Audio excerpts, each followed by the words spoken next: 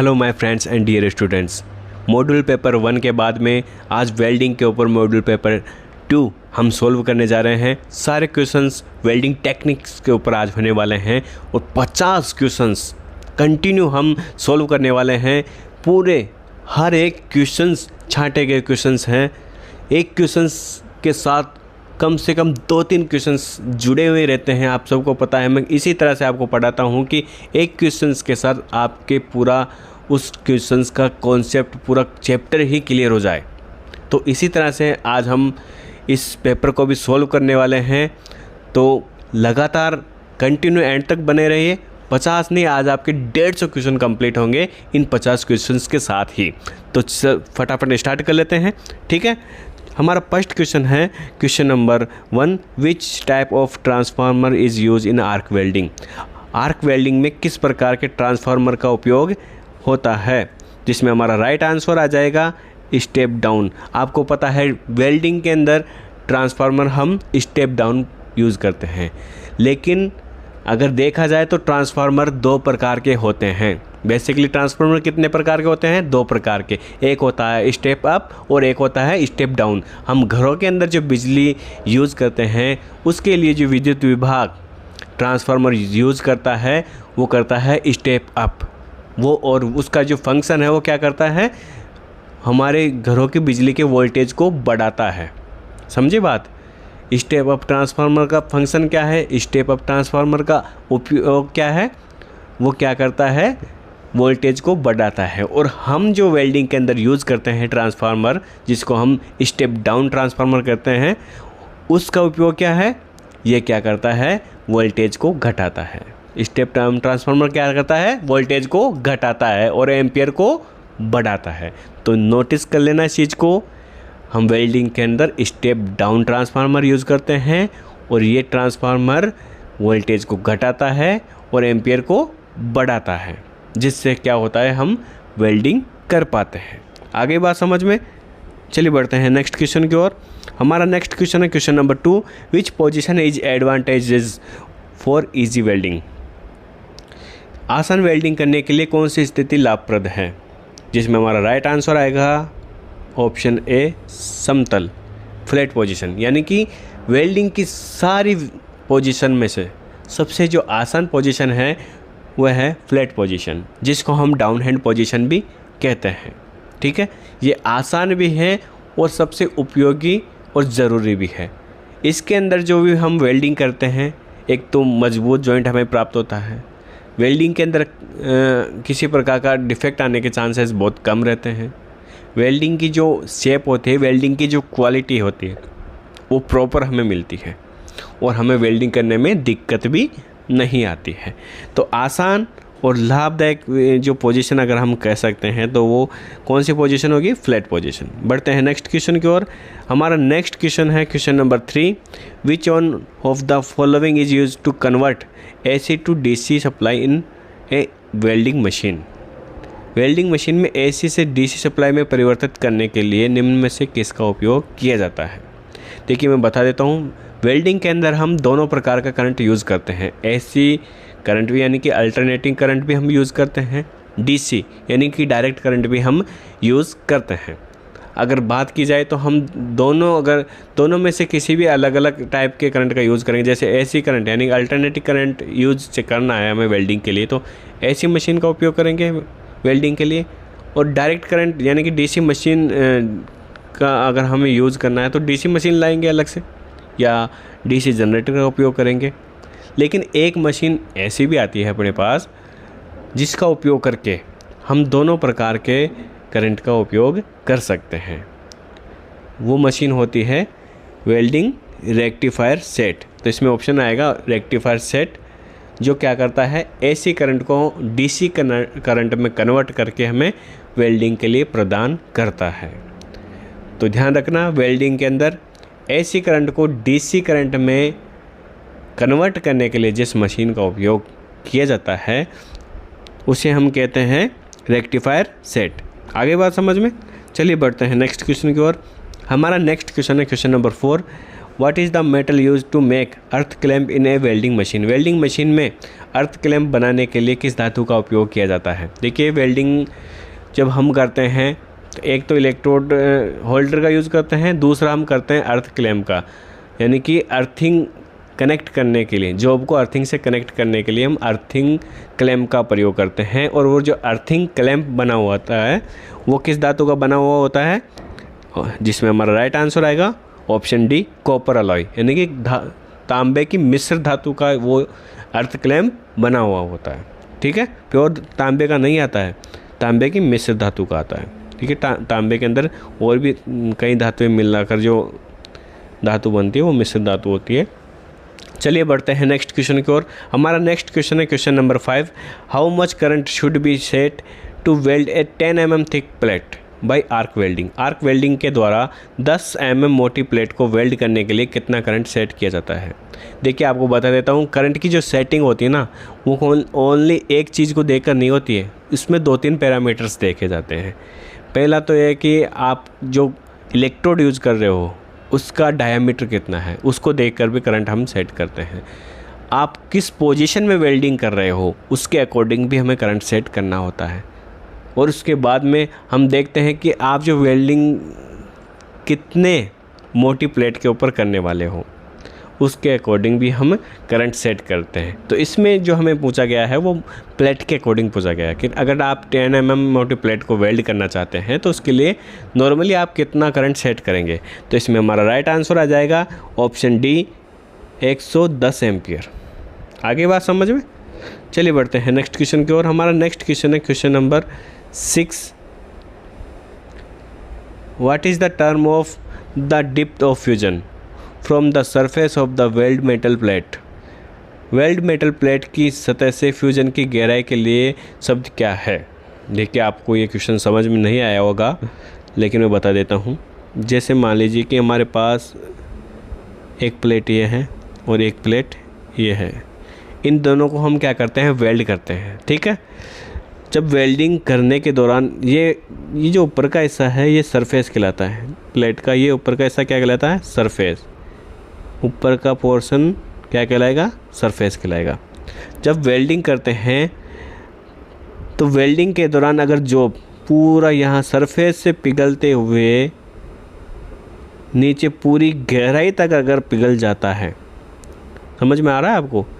Welding करने के दौरान अगर जो यहाँ दोनों प्लेटें यहाँ सरफेस से पिघलते हुए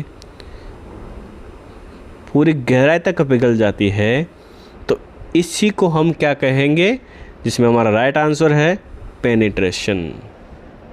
आगे बात समझ में, यानी कि सरफेस से लेकर पूरी डिप्थ तक अगर फ्यूजन हो गया है, जो मेल्ट हो गया है, अच्छी तरह से पिघल गया है, तो उसी को हम क्या कहेंगे, पेनिट्रेशन। आगे बात समझ में। अगर गहराई तक नहीं पिघला है, जैसे यहाँ तक ही पिघल के रह गया है, तो उसको क्या कहेंगे, पुअर पेनिट्रेशन। आगे बात समझ में। तो ये चीज़ें देखी जाती है, समझी जाती है, तभी हमें समझ में आती है, वरना रटने से ये चीज़ें आपकी क्लियर नहीं होती है। बढ़ते हैं नेक्स्ट क्वेश्चन की ओर। नेक्स्ट क्वेश्चन है question number 7। What should be the angle for A double Wavell butt joint. Double Wavell butt joint के लिए कौन क्या होना चाहिए। देखिए जब आप प्लेटों को वेल्ड करते हैं तो थिकनेस के अकॉर्डिंग उनके ऊपर एज प्रिपरेशन भी करना होता है। अगर आपको मजबूत जॉइंट चाहिए, 20 mm प्लेट है, आप डायरेक्ट वेल्ड कर रहे हैं, तो क्या वो जॉइंट मजबूत बनेगा, कभी नहीं बनेगा। उसके ऊपर एज प्रिपरेशन करना पड़ेगा, सिंगल वी, डबल वी या डबल जे, डबल वेवल, सिंगल वेवल, इस प्रकार से जॉब के किनारों की तैयारी करनी पड़ती है ताकि उसमें अच्छा पेनिट्रेशन प्राप्त हो सके। हाँ, कम थिकनेस की प्लेट है जैसे 3 mm, 4 mm, 5 mm, वहाँ बिना प्रिपरेशन के आप चला सकते हैं काम। 10 mm हो गई, 12 mm हो गई, 15-20 mm हो गई, इनके लिए एज प्रिपरेशन करना पड़ता है। तो इस क्वेश्चन में हमसे पूछा गया है कि अगर आप डबल वेवल किसी प्लेट के ऊपर एज प्रिपरेशन कर रहे हैं तो उनमें बेवल का जो कोण होगा वो कितना होगा। तो मैं बता देता हूँ कि डबल वेवल पहले तो होता क्या है। कोई प्लेट है, ये मान लीजिए 20 mm की है, इसके ऊपर आपको क्या करना है, डबल वेवल एज प्रिपरेशन करना है। तो क्या करते हैं, सिंगल वेवल में तो होता है कि आपने प्लेट को एक साइड से टेपर कर लिया, इसको कैसा बना दिया आपने, पहले ऐसे थी और इसको अब ऐसा बना दिया। अगर आप इस तरह से किसी एक प्लेट को टेपर कर लेते हैं, घिस देते हैं, तो वो कहलाती है सिंगल वेवल। ठीक है, आप जो ये जोड़ लगा देंगे ना, फिर ये हो जाएगा सिंगल वेवल। लेकिन जब आप किसी प्लेट को आधा इधर और आधा इधर ऐसे अगर आप एज प्रिपरेशन कर लेते हैं और फिर एक प्लेट को ऐसे वेल्ड कर लेते हैं साथ में, तो वो कहलाएगा डबल वेवल। क्या कहलाएगा, डबल वेवल। तो इसमें हमसे ये पूछा गया है कि ये जो एंगल बन रहा है, ये सीधी और वर्टिकल लाइन के साथ जो इस प्लेट का एंगल बन रहा है वो कितना डिग्री होना चाहिए। तो ये जो बेवल का एंगल होना चाहिए वो होना चाहिए 45 डिग्री। कितना होना चाहिए, 45 डिग्री। तो इसमें हमारा राइट आंसर आ जाएगा ऑप्शन ए, 45 डिग्री। समझ में आ गया ना आपको। इस तरह से क्वेश्चंस समझ में आते हैं बच्चों को। देखो, रटने रटाने से क्वेश्चंस क्लियर नहीं होते हैं। अब आपको एक क्वेश्चंस के साथ कई क्वेश्चंस क्लियर हो रहे हैं। मुझे भी खुशी है कि आपको कुछ अच्छा सीखने को मिल रहा है और पूरा कॉन्सेप्ट आपका क्लियर हो रहा है। बढ़ते हैं नेक्स्ट क्वेश्चन की ओर। हमारा नेक्स्ट क्वेश्चन है question number 8। What is the name of joint if 2 members welded in the same plane. यदि एक ही लेवल में 2 मेंबर को वेल्ड किया जाता है तो उस जॉइंट का नाम क्या कहते हैं। ठीक है, या उस जॉइंट का नाम क्या है। जिसमें राइट आंसर दिया गया है, क्या दिया गया है, ऑप्शन सी, बट जॉइंट। अब मैं बता देता हूँ कि कहना क्या चाहता है। जब हम 2 प्लेटों को, एक ये प्लेट हो गई और एक ये हो गई, ठीक है, जब हम इन दोनों प्लेटों को एक ही प्लेन सरफेस के अकॉर्डिंग ही जॉइंट करते हैं, ठीक है, यानी कि आमने सामने रख कर वेल्ड कर देते हैं, इसके ऊपर ऐसे वेल्ड हो जाएगा, तो ये कौन सा जॉइंट कहलाएगा, बट जॉइंट। आगे बात समझ में, इसमें कोई कन्फ्यूज होने वाली बात नहीं है। 2 प्लेटों को अगर हम ऐसे रखकर सामने सामने रखकर वेल्ड कर देते हैं तो कौन सा जॉइंट कहलाता है, बट जॉइंट। अगर हम एक प्लेट ऐसे और एक प्लेट ऊपर, एक प्लेट ऊपर रखकर अगर हम वेल्ड करते हैं, 1 मिनट आपको मैं बता देता हूँ।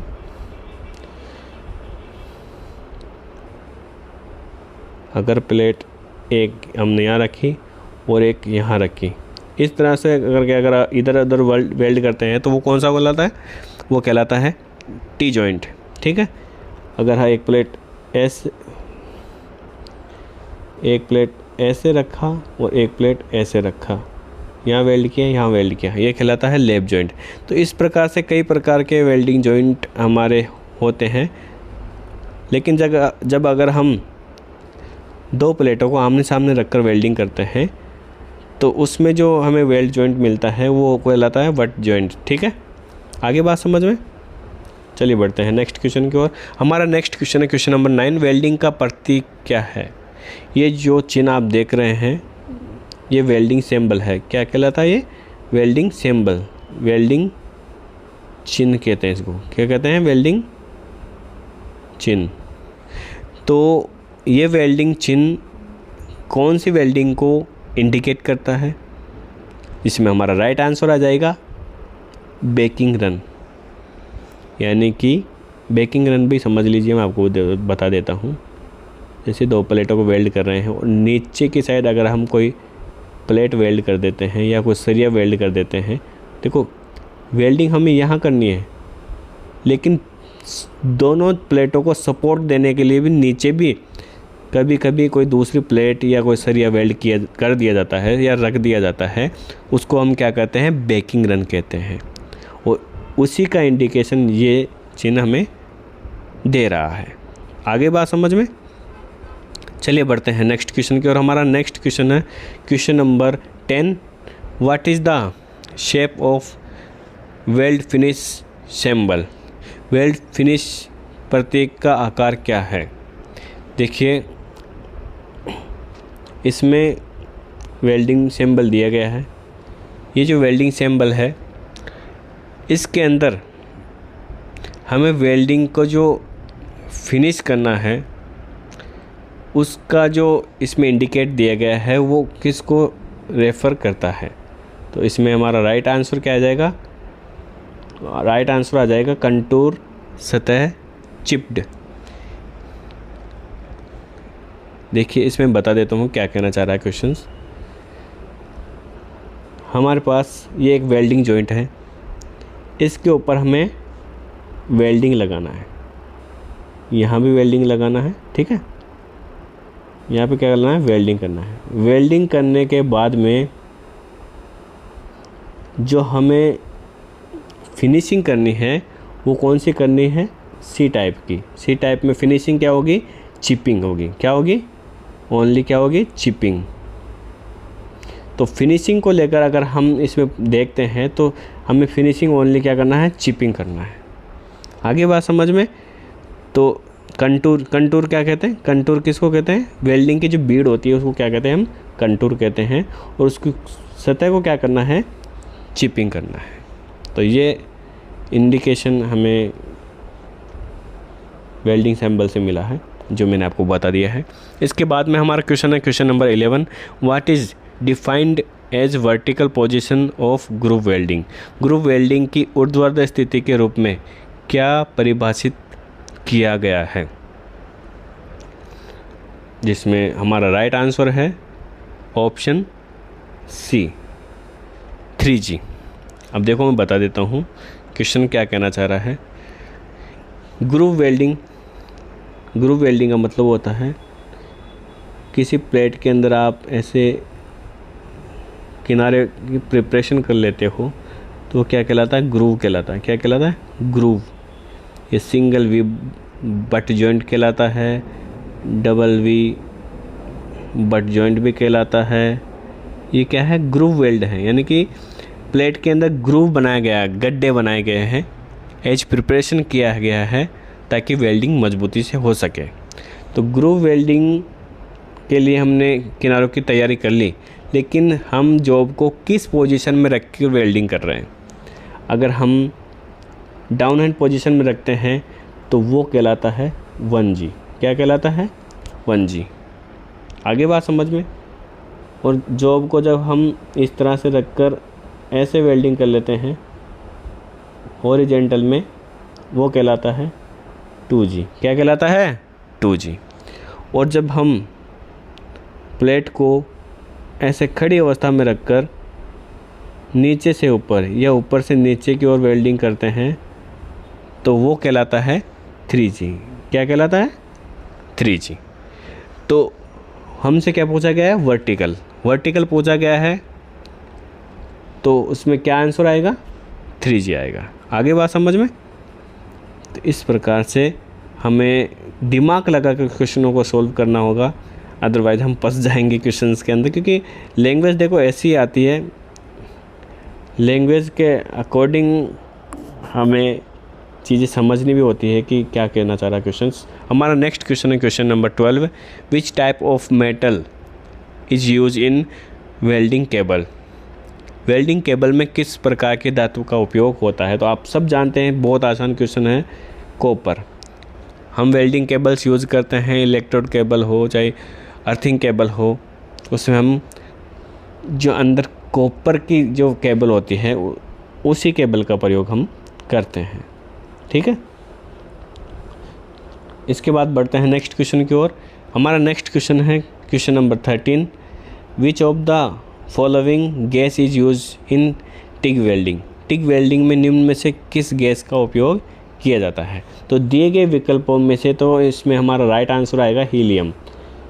बाकी हम आर्गन का भी उपयोग हम टिग वेल्डिंग में करते हैं। आगे बात समझ में? मोस्टली अधिकतर आर्गन का ही उपयोग किया जाता है, और टिग वेल्डिंग का दूसरा नाम भी आर्गन वेल्डिंग कहा जाता है।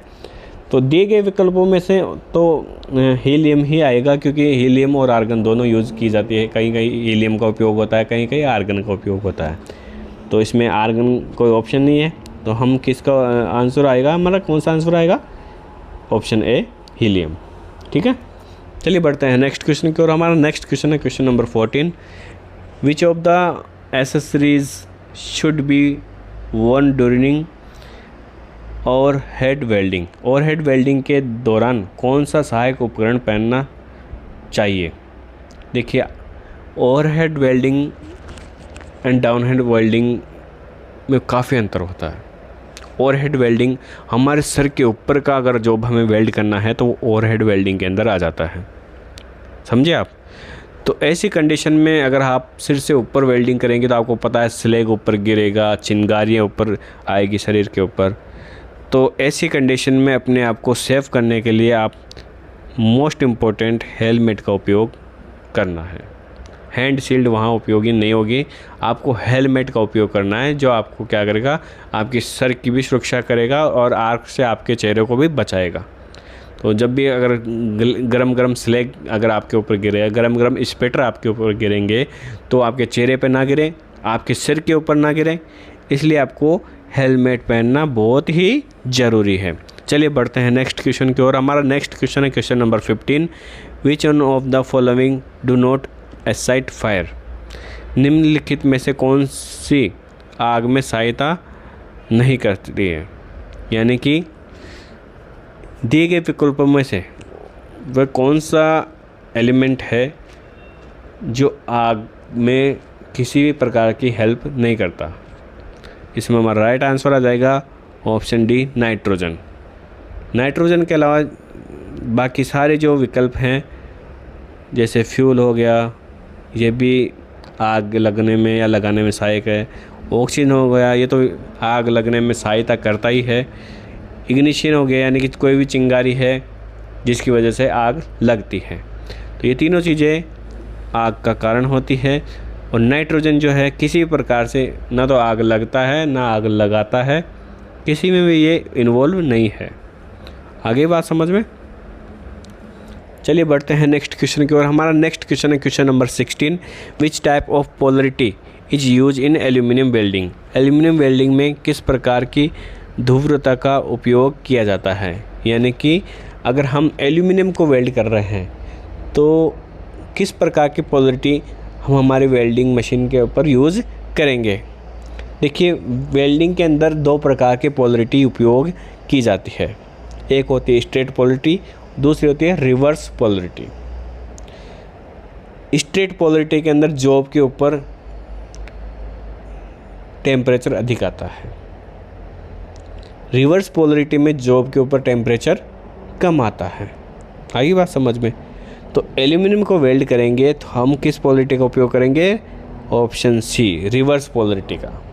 क्योंकि एल्यूमिनियम का जो टेम्परेचर होता है, गलनांक बिंदु होता है, वो कम होता है। ठीक है, तो उसी के अकॉर्डिंग हम इस पोलरिटी का उपयोग करेंगे। तो इसमें राइट आंसर रिवर्स पोलरिटी आ जाएगा। बढ़ते हैं नेक्स्ट क्वेश्चन की ओर। हमारा नेक्स्ट क्वेश्चन है question number 17। What is polarity. Polarity क्या होती है। इसमें हमारा राइट आंसर है ऑप्शन बी, करंट की दिशा, यानी कि डायरेक्शन ऑफ करंट। करंट किस दिशा में बह रहा है उसी को हम पोलरिटी नाम देते हैं।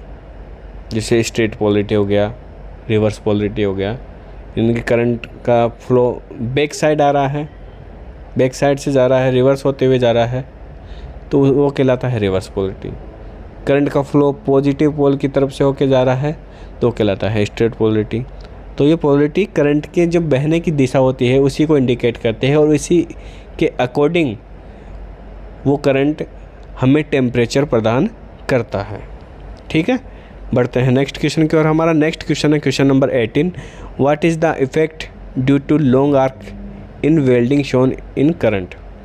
ड्राइंग में दिखाए गए वेल्डिंग में लंबे चाप के कारण क्या प्रभाव पड़ता है। अब इसमें ड्राइंग में तो कुछ दिखाया नहीं गया है, लेकिन मैं आपको बता देता हूँ।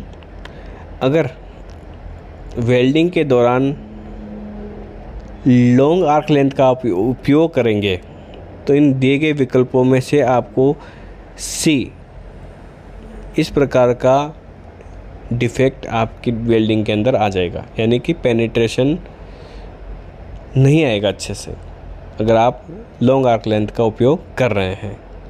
इसलिए अच्छा पेनिट्रेशन प्राप्त करने के लिए आपको मीडियम आर्क लेंथ का उपयोग करना चाहिए। अधिक आर्क लेंथ यानी कि लॉन्ग आर्क लेंथ का उपयोग करेंगे तो लो पेनिट्रेशन या लेस पेनिट्रेशन आपको वेल्डिंग के अंदर डिफेक्ट के रूप में मिल जाएगा। ठीक है, तो ध्यान रखें ज़्यादा लॉन्ग आर्क लेंथ का उपयोग वेल्डिंग के दौरान नहीं करना है। नेक्स्ट क्वेश्चन है question number 19, which type of polarity use in bare wire electrode, यानी कि नंगे तार इलेक्ट्रोड में किस प्रकार की ध्रुवता का उपयोग किया जाता है। बेयर वायर इलेक्ट्रोड की बात आ गई है इसमें, यानी कि वह इलेक्ट्रोड जिसके ऊपर किसी भी प्रकार के फ्लक्स की कोटिंग नहीं चढ़ी होती है उसको हम क्या कहते हैं, बेयर वायर इलेक्ट्रोड। और वेल्डिंग के दौरान अगर बेयर वायर इलेक्ट्रोड का उपयोग किया जाता है तो सीधी सी बात है स्ट्रेट पोलैरिटी का उपयोग किया जाता है। आगे बात समझ में, चलिए बढ़ते हैं नेक्स्ट क्वेश्चन की ओर। हमारा नेक्स्ट क्वेश्चन है question number 20, what is the name of the weld joint shown in a symbol A. A प्रतीक दिखाने वाले वेल्ड जॉइंट का नाम क्या है। देखिए मैं आपको बता देता हूँ, ये जो वेल्डिंग सिंबल बताया गया है वो किस प्रकार का जॉइंट इंडिकेट कर रहा है। तो बिल्कुल आसान क्वेश्चन है और अच्छा क्वेश्चन भी है। ये बता रहा है सिंगल वी बट जॉइंट को। इसमें राइट आंसर आना चाहिए था ऑप्शन डी, लेकिन इसके अंदर आंसर दिया गया है ऑप्शन बी, जो बिल्कुल गलत है। स्क्वायर बट जॉइंट का जो चिन्ह आता है वो इस प्रकार से आता है। ठीक है, इसमें आ रहा है इस प्रकार से, तो ये चिन्ह जो इंडिकेट करता है वो सिंगल वी को इंडिकेट करता है। आगे बात समझ में, चलिए बढ़ते हैं नेक्स्ट क्वेश्चन की ओर। हमारा नेक्स्ट क्वेश्चन है question number 21, what is the name of the type of joint for the symbol shown in D. D में दिखाए गए प्रतीक के लिए संयुक्त के प्रकार का नाम क्या है। जो आप ये चित्र देख रहे हैं, ये वेल्डिंग सिंबल डी, ये किस प्रकार के जॉइंट को इंडिकेट कर रहा है।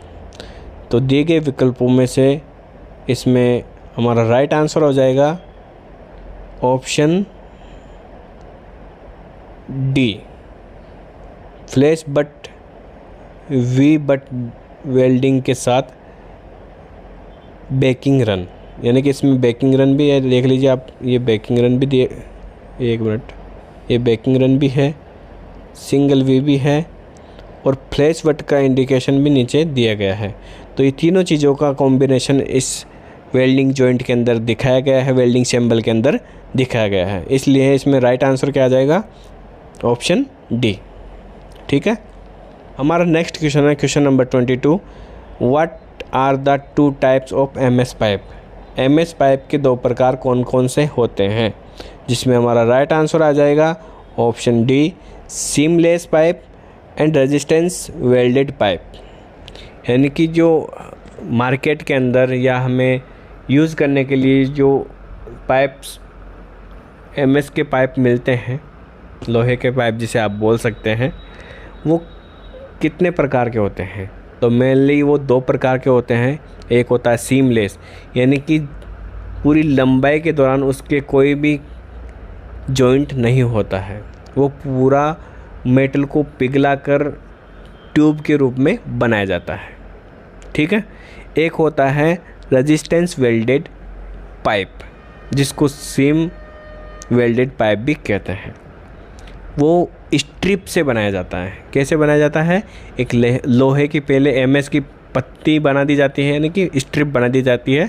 उस स्ट्रिप को मोड़कर लास्ट में जो किनारे होते हैं उनको सीम वेल्ड कर दिया जाता है। तो इस प्रकार से दो टाइप के पाइप्स मोस्टली कॉमनली यूज़ किए जाते हैं। एक होता है सीमलेस पाइप, दूसरा होता है रेजिस्टेंस वेल्डेड पाइप।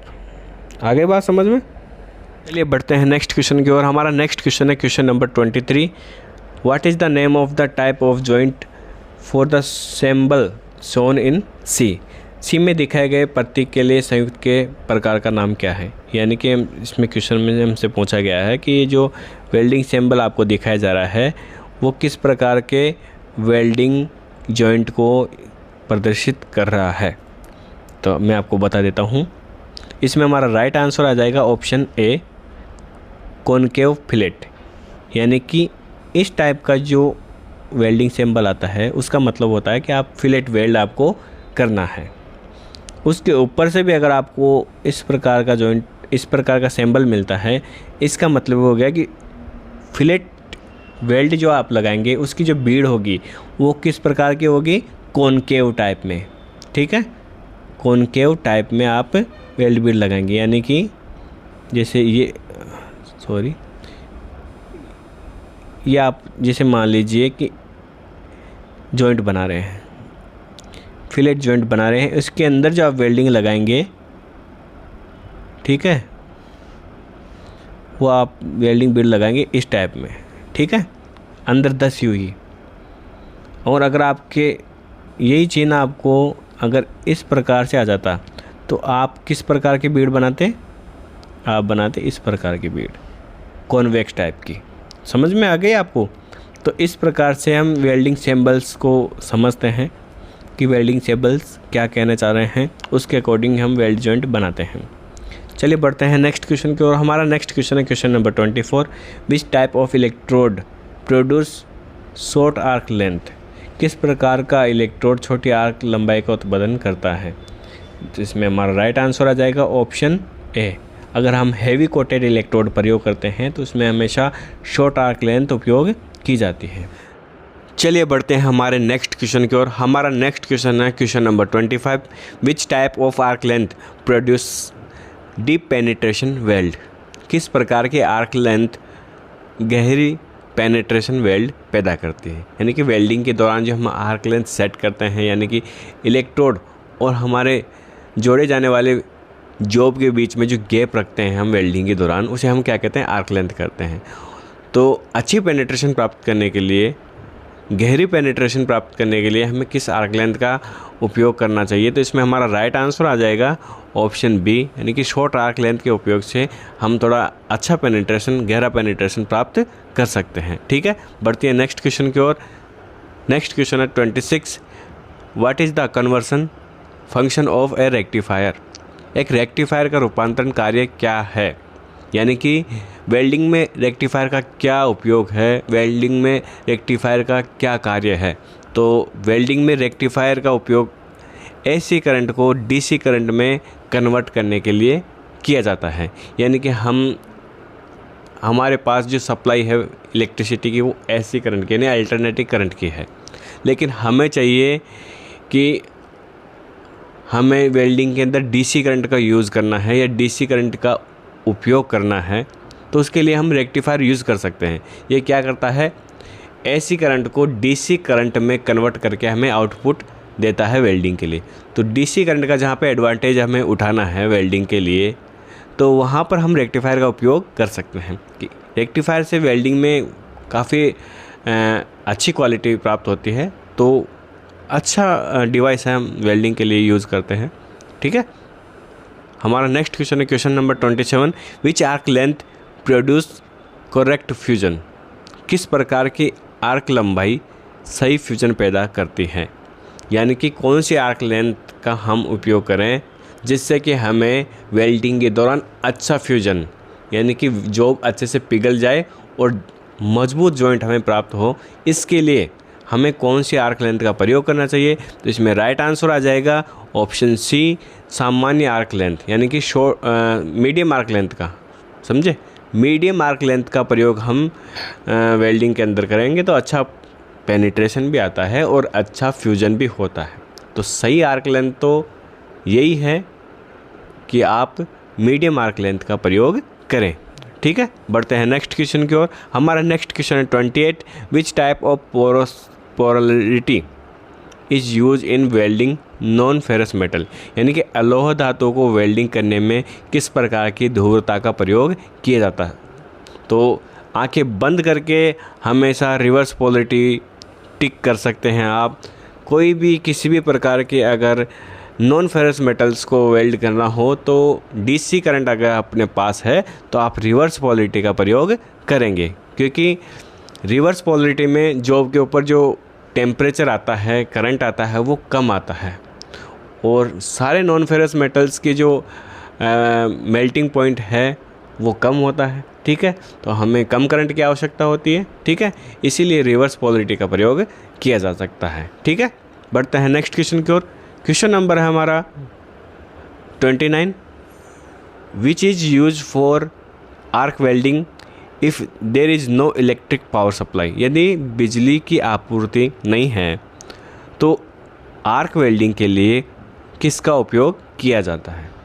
देखिए, आप कहीं जंगल में हो या जंगल में कोई प्रोजेक्ट चल रहा है, ऐसी जगह जहाँ पर कहीं भी हो जहाँ पे इलेक्ट्रिसिटी अवेलेबल नहीं है, वहाँ पर भी हमें वेल्डिंग करनी है, तो ऐसी कंडीशन में हम क्या करेंगे, कौन से मशीन का प्रयोग करेंगे वेल्डिंग के लिए, जिसमें हमारा राइट आंसर आ जाएगा option D, engine generator set.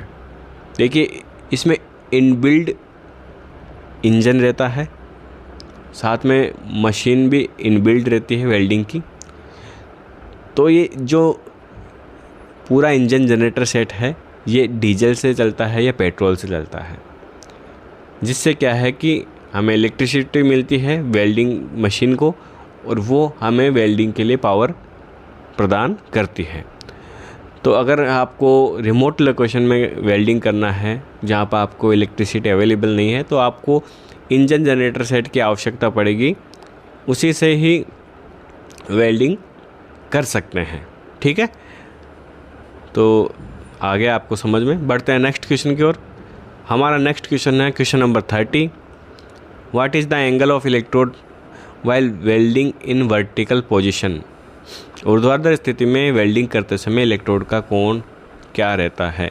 देखिए, अगर आप किसी जॉब को ऐसे खड़ी अवस्था में रखकर वेल्डिंग करते हैं, ठीक है, आपने ऐसे खड़ा जॉब रख दिया है, अब आपको नीचे से ऊपर या ऊपर से नीचे वेल्डिंग करना है, तो उसमें आपका इलेक्ट्रोड का जो एंगल है वो कितना रहना चाहिए वेल्ड लाइन से। तो इसमें हमारा राइट आंसर आ जाएगा 80 से 90 डिग्री। कितना रहना चाहिए? 80 से 90 डिग्री हम इलेक्ट्रोड को रखते हुए स्टार्टिंग नीचे से वेल्डिंग करेंगे। ठीक है, तो ये चीज़ें ध्यान रखने की होती है। इससे क्या है कि काफ़ी इफ़ेक्ट होता है वेल्डिंग की क्वालिटी, वेल्ड मेटल जो जमा हो रहा है वो, उसकी शेप, बीड, ये सब चीज़ें डिपेंड होती है आपके एंगल के ऊपर। एंगल बहुत इंपॉर्टेंट चीज़ है वेल्डिंग के अंदर, छोटी मोटी चीज़ नहीं है। जब इलेक्ट्रोड का एंगल अगर हमारा सही रहेगा तो ना तो कोई डिफेक्ट आएगा, ना किसी प्रकार की वेल्डिंग के अंदर दिक्कत आएगी। अगर आपका वेल्डिंग के दौरान इलेक्ट्रोड को चलाने का एंगल सही नहीं है तो उसमें पोरोसिटी आती है, स्लैग इंक्लूजन आ जाता है और आपकी बीड जो है उसकी बनावट अच्छी नहीं रहती है। तो ये चीज़ें काफ़ी होती है वेल्डिंग के अंदर। आप जब प्रैक्टिकल इन चीज़ों को देखते हैं ना तो बहुत सारा समझ में आता है चीज़ें कि क्या महत्वपूर्ण चीज़ें है ये। बढ़ते हैं नेक्स्ट क्वेश्चन की ओर। Question number 31, which type of arc produce humming sound, किस प्रकार की आर्क गुनगुनाती ध्वनि पैदा करती है। यानी कि वेल्डिंग के दौरान जो आर्क की आवाज़ आती है ना, तो ये पूछ रहा है कि गुनगुनाहट जैसी अगर आवाज़ आ रही है तो वो कौन सी आर्क लेंथ आप यूज़ कर रहे हैं। इसमें हमारा राइट आंसर आ जाएगा long arc length. Long arc length का उपयोग करेंगे तो थोड़ी गुनगुनाहट जैसी आवाज़ आपको सुनाई पड़ती है वेल्डिंग के दौरान। बढ़ते हैं नेक्स्ट क्वेश्चन की ओर। Next question 32, which type of arc length use in thin sheet metals, यानी कि अगर आपको पतली शीटों को वेल्ड करना है, आप जिस प्लेट को वेल्ड कर रहे हैं वो पतली है, तो उसके लिए आपको कौन सी आर्क लेंथ का प्रयोग करना चाहिए, जिसमें हमारा राइट आंसर आ जाएगा लॉन्ग आर्क लेंथ। ठीक है, बढ़ते हैं नेक्स्ट क्वेश्चन की ओर। हमारा नेक्स्ट क्वेश्चन है question number 33, which type polarity use in sheet metal welding. Sheet metal welding में किस प्रकार के धूर्ता का उपयोग किया जाता है? तो बिल्कुल इजी क्वेश्चन है, समझ में आ गया होगा। मैंने एक दो कॉन्सेप्ट अभी रिसेंटली एक दो क्वेश्चन के अंदर बता दिया है कि स्ट्रेट पोलैरिटी का यूज़ करेंगे तो जॉब के ऊपर टेम्परेचर अधिक आएगा, करंट अधिक आएगा। रिवर्स पोलैरिटी का यूज़ करेंगे तो जॉब के ऊपर करंट कम आएगा, टेम्परेचर कम आएगा। पतली शीट को आपको वेल्ड करना है, सोच लीजिए पतली शीट को वेल्ड करना है तो जॉब के आपको ज़्यादा पिघलाने की ज़रूरत पड़ेगी, ज़्यादा ताप देने की ज़रूरत पड़ेगी या कम ताप देने की ज़रूरत पड़ेगी? तो बिल्कुल ईजी है यार। आपको अगर पतली शीटों को वेल्ड करना है तो कम ताप देना है। नॉर्मली कंडीशन में आपको अदर जॉब की अपेक्षा कम ताप देना है, तो कम ताप देना है तो रिवर्स पोलैरिटी का प्रयोग करेंगे ना। आगे बात समझ में? तो रिवर्स पोलैरिटी इज़ राइट। बढ़ते हैं नेक्स्ट क्वेश्चन की ओर। Which polarity use in welding with heavy and super heavy coated electrode? Heavy और सुपर हैवी कोटेड इलेक्ट्रोड के साथ वेल्डिंग में किस ध्रुवता का उपयोग करते हैं? ये भी कॉमन सेंस वाला क्वेश्चन है, देख लीजिए। एक होता है हमारा जॉब, एक होता है इलेक्ट्रोड। वेल्डिंग के अंदर ये दो ही चीज़ें इम्पोर्टेंट होती है, ठीक है। जब हम स्ट्रेट पोलैरिटी यूज़ करते हैं, जिसको पॉजिटिव पोलैरिटी भी कहते हैं, तब क्या होता है, हमारे जॉब के ऊपर जो करंट होता है वो होता है 66.6%, ठीक है। और इलेक्ट्रोड के ऊपर जो होता है करंट वो होता है 33.3%। समझ में आई बात? अगर पॉजिटिव पोलैरिटी का प्रयोग करते हैं, जब हम नेगेटिव पोलैरिटी का प्रयोग करते हैं तो जॉब के ऊपर जो करंट होता है वो होता है 33%, ठीक है। और इलेक्ट्रोड के ऊपर होता है 66.6%। अब आप देख लीजिए बात क्या कर रहा है, heavy and super heavy coated electrode, यानी कि भारी इलेक्ट्रोड का प्रयोग ये कर रहा है, भारी कोटेड इलेक्ट्रोड का प्रयोग कर रहा है। तो इलेक्ट्रोड को करंट कम चाहिए या ज़्यादा चाहिए? अगर super heavy and heavy coated electrode का प्रयोग कर रहा है तो इलेक्ट्रोड को हमें क्या है कि करंट ज़्यादा चाहिए। क्या चाहिए? ज़्यादा चाहिए, ठीक है। तो ऐसी कंडीशन में आप देख लीजिए अब कौन सी पोलैरिटी यूज़ करनी है। इसमें ज़्यादा करंट मिल रहा है या इसमें ज़्यादा करंट मिल रहा है? इलेक्ट्रोड को इसी में मिल रहा है ना। तो रिवर्स पोलैरिटी में इलेक्ट्रोड को करंट ज़्यादा मिल रहा है, इलेक्ट्रोड को अधिक करंट की आवश्यकता है, क्योंकि जो इलेक्ट्रोड है जो हम यूज़ कर रहे हैं वो हैवी है and super heavy coated electrode है, इसलिए हम रिवर्स पोलैरिटी का उपयोग करेंगे।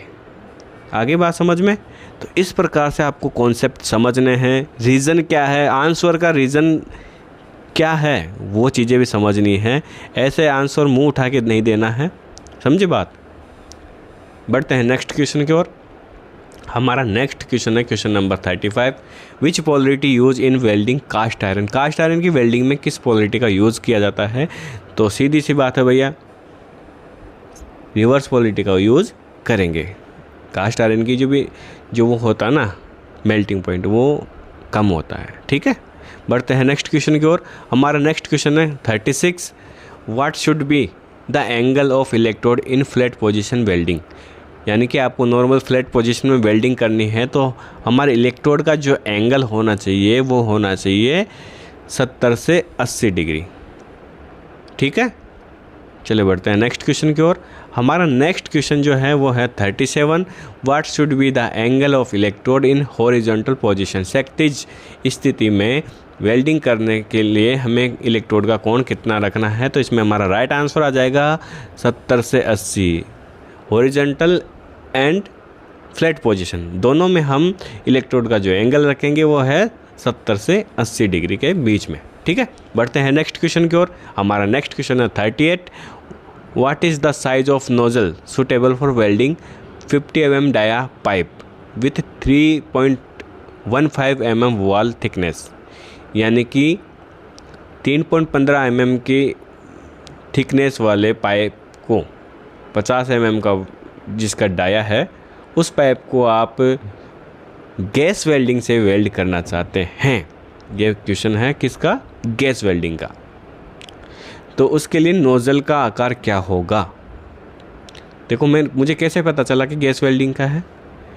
गैस वेल्डिंग नहीं लिखा ना कहीं पे, लेकिन यहाँ पे लिखा है नोज़ल। समझे आप? नोज़ल किस में यूज़ करते हैं? गैस वेल्डिंग में करते हैं।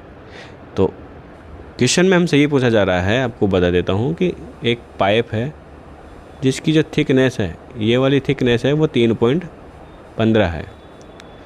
ये क्या कहलाती है? दीवार कहलाती है। ये थिकनेस क्या कहलाती है? दीवार कहलाती है। ठीक है, तो 3.15 mm थिक पाइप, जो कि इसका जो इंटरनल डायमीटर, जो अंदर का जो होलो पार्ट होता है, उसको क्या कहते हैं? हम डायमीटर कहते हैं, इंटरनल डायमीटर कहते हैं। और ये जो डायमीटर है वो है 50 mm का। समझ में आया? तो इस पाइप को अगर आपको वेल्ड करना है, ठीक है, तो उसके लिए क्वेश्चन में पूछ रहा है कि आपको गैस वेल्डिंग में कितने नंबर नोज़ल का उपयोग करना है। तो इसमें हमारा राइट आंसर है ऑप्शन बी, 7 नंबर। तो क्लियर है आपको ये क्वेश्चन भी? बढ़ते हैं नेक्स्ट क्वेश्चन की ओर। हमारा नेक्स्ट क्वेश्चन है 39। What is the purpose of roping the weld cable around the job in welding? Welding में जॉब के चारों ओर केबल लपेटने का उद्देश्य क्या है? जैसे आप वेल्डिंग कर रहे हैं, ठीक है, आप इसके ऊपर वेल्डिंग कर रहे हैं, ठीक है, और वेल्डिंग करने के दौरान आप अपनी वेल्डिंग की केबल इसके चारों ओर लपेट रखी है, या आपने कंडीशन ये ऐसी देख रहे हैं, तो इसका मतलब क्या है? क्यों लपेट रखी है केबल?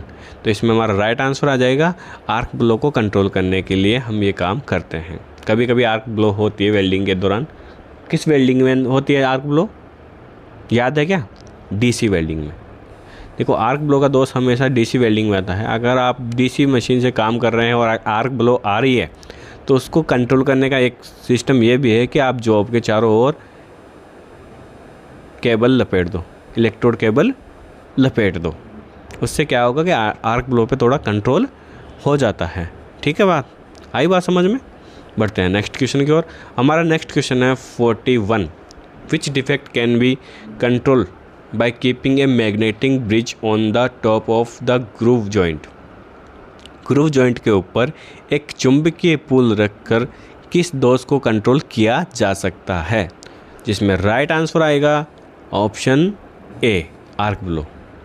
देखिए, चुंबकीय बल के वजह से या चुंबकीय रेखाओं की वजह से जो वेल्डिंग में डिफेक्ट आता है, वो मेन आर्क ब्लो का ही आता है। समझ में आई बात? तो इसमें होता क्या है कि अभी ग्रूव वेल्ड की बात बताऊं आपको। ग्रूव वेल्ड का मतलब होता है कि आप कोई भी सिंगल वी या double V joint weld joint कर रहे हैं, तो उसमें क्या है कि आप इस जॉब के ऊपर अगर आप इस जॉब के ऊपर आप कुछ चुंबक रख देंगे, ठीक है, चुंबक रख देंगे और वेल्डिंग करेंगे, तो इससे भी क्या है कि आर्क ब्लो पर कंट्रोल किया जा सकता है।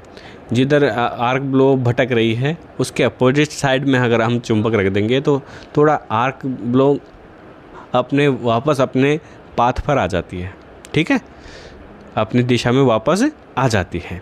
तो ये एक मतलब कि छोटे छोटे शॉर्ट ट्रिक्स हैं, जिससे क्या है कि आर्क ब्लो को कंट्रोल किया जा सकता है। ठीक है, बढ़ते हैं नेक्स्ट क्वेश्चन की ओर। हमारा नेक्स्ट क्वेश्चन है question number 42। What defect you find in given figure? नीचे दिखाए गए चित्र में क्या डिफेक्ट आ रहा है? देखिए, ये आपको सामने ये चित्र है। अब ये क्वेश्चन में हमसे पूछा जा रहा है कि इसके अंदर आपको क्या लग रहा है, क्या जो है इननॉर्मल है, यानी कि नॉर्मल कंडीशन कौन सी नहीं है इसमें? आप डीसी पावर सोर्स का यूज़ कर रहे हैं, जॉब आपके सामने है, ये इलेक्ट्रोड है, लेकिन आप देख रहे हैं जो आर्क बन रही है, ये देखो, ये आर्क जो बन रही है, ये आर्क जो बन रही है इलेक्ट्रोड और जॉब के बीच में, ये आप देख रहे हैं ऐसे जा रही है, ऐसे जा रही है, कैसे जा रही है, ऐसे जा रही है, बल्कि जाना कैसे चाहिए था, स्ट्रेट जाना चाहिए था इसको, बिल्कुल जैसे ये इलेक्ट्रोड है, ऐसे आर्क जाने चाहिए थी बिल्कुल सामने, लेकिन जा कैसे रही है, ऐसे जा रही है, ऐसे साइड में जा रही है। तो ये क्या हो रहा है, आर्क अपने स्थान से क्या हो रही है, भटक रही है, जाना किधर चाहिए था, जा किधर रही है।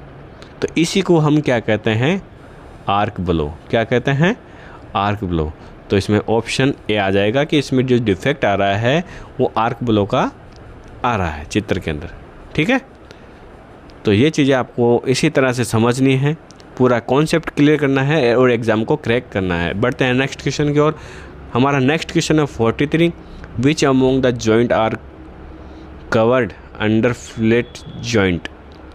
कौन से जॉइंट फिलेट जॉइंट के समूह के अंतर्गत आते हैं, यानी कि दिए गए विकल्पों में से वह कौन सा विकल्प है जिसके सारे जॉइंट फिलेट जॉइंट कहलाते हैं। इसमें हमारा राइट आंसर आ जाएगा ऑप्शन डी, यानी कि T joint, left joint, corner joint, edge joint, ये सब जॉइंट जो हैं हमारे फिलेट जॉइंट के अंदर आते हैं। ठीक है, हमारा नेक्स्ट क्वेश्चन है question number 44, what happens if the root gap is lesser than 1/6 of plate thickness. यदि रूट की लंबाई प्लेट की मोटाई से 1/6 कम है तो क्या होगा। देखिए, इसमें आपको समझ में नहीं आया होगा, मैं एक बार बता देता हूँ क्या कहना चाह रहा है। देखिए, वेल्डिंग के दौरान हम क्या करते हैं, दो पीसेज को ऐसे थोड़ा बीच में गैप रखते हुए टेकिंग करते हैं। पहले क्या करते हैं, टेकिंग करते हैं, फिर उनको क्या करते हैं, हम वेल्ड करते हैं। जैसे ये इतना गैप है तो इस गैप को हम भरते हैं, भरते हुए वेल्डिंग करते हैं। आगे बात समझ में। तो ये जो दोनों प्लेटों के बीच का गैप है इसी को हम क्या कहते हैं, रूट गैप। क्या कहते हैं, रूट गैप। यदि ये रूट गैप अभी जो इतना है, अगर हम इसी रूट गैप को, एक मिनट बता देता हूँ आपको, ये जो रूट गैप है इसी रूट गैप को हम इतना सा कर देंगे, कम कर देंगे, मोटाई की अपेक्षा जो रूट गैप है वो काफ़ी कम कर देंगे, तो क्या होगा, देखिए इतना गैप अगर हम प्रॉपर गैप रखेंगे तो क्या होगा, वेल्डिंग के दौरान ये मेटल पिघल कर क्या हो जाता है, जॉब के रूट तक पहुंच जाता है, यानी कि अंदर तक जॉब पिघलता है, अच्छा फ्यूजन प्राप्त होता है, अच्छा पेनिट्रेशन प्राप्त होता है। तो ये जॉइंट क्या हो जाएगा, हमारा मजबूत हो जाएगा। क्या हो जाएगा, मजबूत हो जाएगा। लेकिन इसमें क्या होगा, इस जॉब में क्या कंडीशन होगी, इसमें ऐसी होगी कि वेल्डिंग तो ऊपर ऊपर तो हो जाएगा, लेकिन जो पेनिट्रेशन और फ्यूजन, जो deep penetration and deep fusion चाहिए था वो हमें प्राप्त नहीं होगा। जैसे मान लीजिए यहाँ तक आके रह जाएगा, अब ये बाकी का यहाँ तक का हिस्सा जो है वो तो फ्यूज नहीं हुआ ना, तो हमारा ये जॉइंट जो है प्रॉपर वेल्ड नहीं हो पाएगा। इसकी जो स्ट्रॉन्गनेस है, जो मजबूती हमें वेल्डिंग जॉइंट में चाहिए थी वो हमें नहीं मिलेगी। इसमें अच्छा पेनिट्रेशन मिलेगा, अच्छा हमारा जॉइंट रिलायबल जॉइंट बनेगा और मजबूती भी अच्छी मिलेगी। तो आगे बात समझ में कि यदि गैप कम है, रूट गैप कम है, तो उससे क्या होगा, अब बता सकते हैं आप इन दिए गए ऑप्शन में से कौन सा आंसर आएगा हमारा। जी हाँ, हमारा आंसर आएगा option D, base metal joint के तल तक फ्यूज नहीं होगा, यानी कि जो हमारा जॉब है वो अंदर तक, नीचे रूट तक फ्यूज नहीं होगा, पिघलेगा नहीं, पेनिट्रेशन अच्छा नहीं आएगा। ठीक है, तो ये था हमारा इसका आंसर। बढ़ते हैं नेक्स्ट क्वेश्चन की ओर। हमारा नेक्स्ट क्वेश्चन है 45, which arc length produce popping sound. किस आर्क की लंबाई कड़क ध्वनि प्रदान करती है, यानी कि वेल्डिंग के दौरान जो एक स्ट्रॉन्ग ध्वनि हमें मिलती है, कड़क ध्वनि जो मिलती है वो किस में मिलती है, वो मिलती है शॉर्ट आर्क लेंथ के दौरान। ठीक है, शॉर्ट आर्क लेंथ के दौरान थोड़ी कड़क ध्वनि हमें सुनाई पड़ती है वेल्डिंग के दौरान। बढ़ते हैं नेक्स्ट क्वेश्चन की ओर। Question number 46, what arc length should be use to reduce the spatter. Spatters को कम करने के लिए किस आर्क की लंबाई का उपयोग किया जाता है। तो इसमें हमारा राइट आंसर आएगा option C normal arc length, यानी कि मीडियम आर्क लेंथ का अगर आप यूज़ करेंगे तो उसके दौरान क्या है कि स्पेटर वगैरह का जो दोष होता है वो कम होता है। आपने देखा होगा वेल्डिंग के दौरान वेल्डिंग की बीड में से गोल गोल बॉल्स निकलते हैं, वेल्डिंग के दौरान बारीक बारीक दाने निकलते हैं मेटल्स के, जो जॉब के ऊपर बिखर जाते हैं। देखा होगा ना, दाने दाने हो जाते हैं जॉब वेल्डिंग के दौरान, तो उन्हीं को क्या कहते हैं हम, स्पेटर्स कहते हैं। और अगर आपकी जो आर्क लेंथ है वो नॉर्मल रहेगी, वो मीडियम रहेगी, तो ये जो डिफेक्ट है ये वेल्डिंग में हमारे नहीं आएगा। ठीक है, तो मीडियम आर्क लेंथ का उपयोग करें, कोशिश रखें आप। बढ़ते हैं नेक्स्ट क्वेश्चन की ओर। हमारा नेक्स्ट क्वेश्चन है 47, what is the indication of wrong polarity in DC welding. DC welding में गलत ध्रुवता का संकेत क्या है। यानी कि आप डीसी मशीन से वेल्डिंग कर रहे हैं तो कैसे पता चलेगा कि आपने गलत पोलरिटी का यूज़ किया है, कैसे पता चलेगा। भाई वेल्डिंग में आप पॉजिटिव साइड को जॉब से जोड़ो चाहे नेगेटिव साइड से जॉब को जोड़ो, वेल्डिंग तो हो जाएगी ना, आर्क तो बनी जाएगी, लेकिन कैसे पता चलेगा कि यार आपने गलत पोलरिटी का यूज़ कर रहे हैं। तो इसमें राइट आंसर आ जाएगा ऑप्शन सी कि आप वेल्डिंग के दौरान देखेंगे कि स्पेटर ज़्यादा आएंगे, या फिर पेनिट्रेशन जो आना चाहिए था वो पेनिट्रेशन आपको नहीं मिलेगा, जॉब अच्छे से फ्यूज़ नहीं होगा, अच्छे से मेल्ट नहीं होगा, पेनिट्रेशन पूरा नहीं मिलेगा, जॉब के चारों ओर दाने दाने बिखर जाएंगे, स्पेटर्स फैल जाएंगे।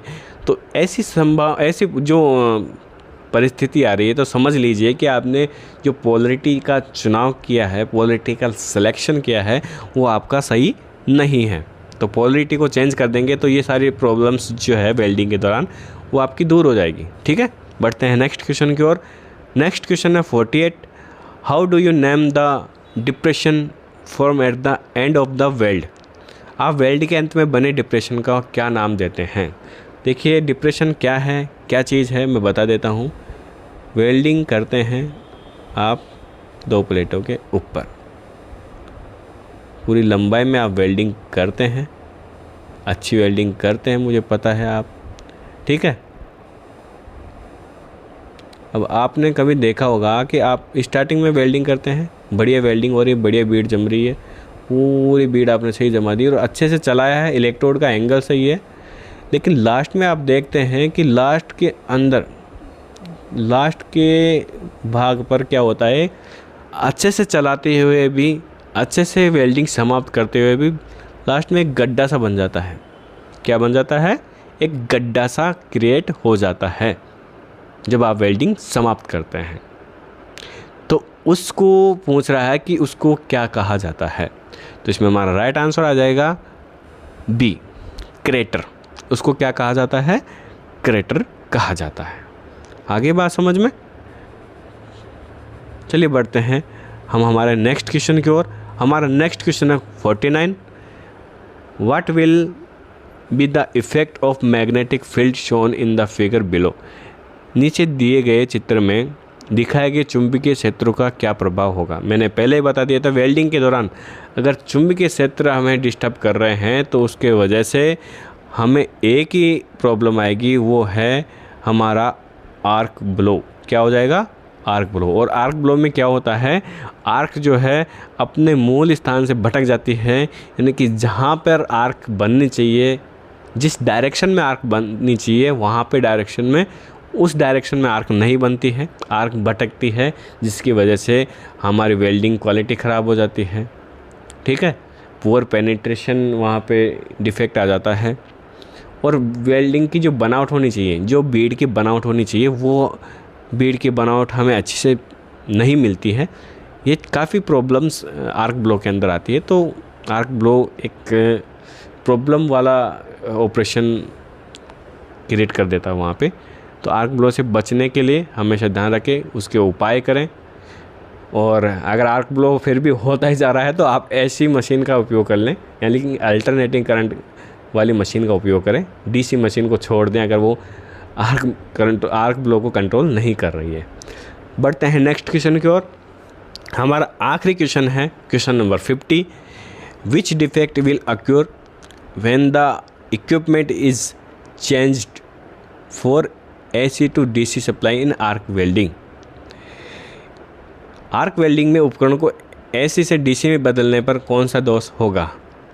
समझ लीजिए कि आप AC वेल्डिंग मशीन यानी कि अल्टरनेटिंग करंट वाली वेल्डिंग मशीन से वेल्डिंग कर रहे हैं, ठीक है, और इसमें किसी प्रकार का कोई डिफेक्ट नहीं आ रहा है, आपने अच्छे से वेल्डिंग कर रहे हैं, लेकिन फिर आपने क्या किया, DC वेल्डिंग मशीन यूज़ करने लग गए।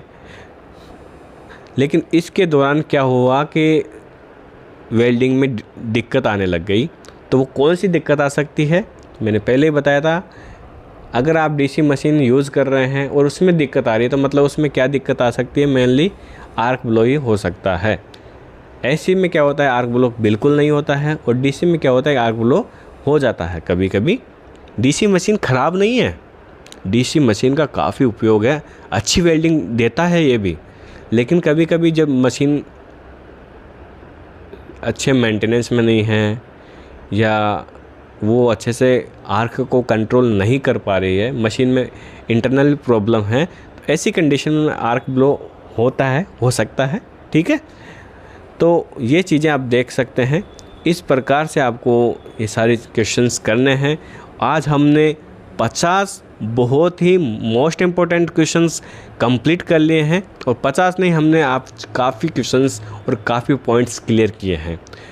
तो मिलते हैं नेक्स्ट मॉड्यूल पेपर के साथ, तब तक आप लगन के साथ पढ़ाई करते रहें, अपने नेक्स्ट एग्ज़ाम की प्रिपरेशन करते रहें, बने रहें मेरे साथ, क्योंकि मैं आपके साथ हमेशा इसी तरह फ्रेंडली पूरे क्वेश्चंस और अच्छे क्वेश्चंस मैं आपके लिए लेकर आता हूं। तो मिलते हैं नेक्स्ट वीडियो के साथ, ठीक है। जय हिंद।